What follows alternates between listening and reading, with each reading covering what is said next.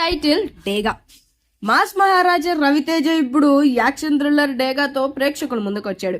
ఈ మధ్య కాలంలో రవితేజ చేస్తున్న అత్యంత హై ప్రాజెక్ట్ ఇదే.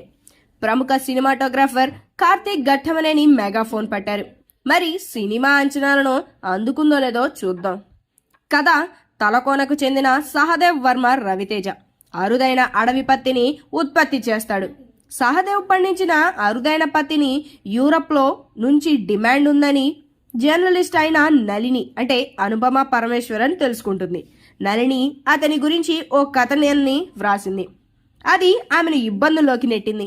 సహదేవ్ రా నక్సల్స్ అండ్ అలాగే ఉగ్రవాదులకు మోస్ట్ వాంటెడ్ వ్యక్తి అని ఆమెకి తెలుసు.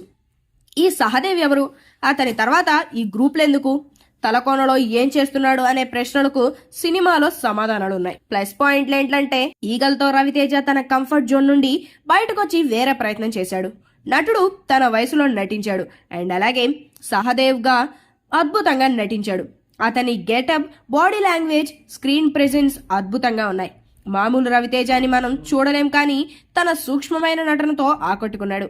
యాక్షన్ సీక్వెన్స్ అన్నిటిలోనూ అద్భుతంగా నటించాడు.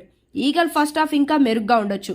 సినిమా ఆసక్తికర అంశంతో మొదలై ఆ తర్వాత ఎలివేషన్స్ తో ముడిపడి ఉంటుంది. కథానాయకుడి పాత్ర వెనుక ఉన్న రహస్యాన్ని ఎలివేషన్ల ద్వారా ప్రదర్శించడానికి దర్శకుడు ప్రయత్నించాడు. కానీ కొంత సమయం తర్వాత అది పునరావృతమవుతోంది అండ్ అలాగే కొంచెం బోరింగ్ గా మారుతుంది. తీర్పేంటంటే మొత్తం మీద ఈగల్ గ్లోబల్ ఇష్యూతో వ్యవహరిస్తుంది అండ్ అలాగే సగం చాలా వరకు మునిగిపోయింది. రవితేజ యొక్క కొత్త అవతారం, అతని సూక్ష్మమైన నటన అండ్ అలాగే అద్భుతమైన యాక్షన్ సన్నివేశాలు సినిమా యొక్క మెరిట్.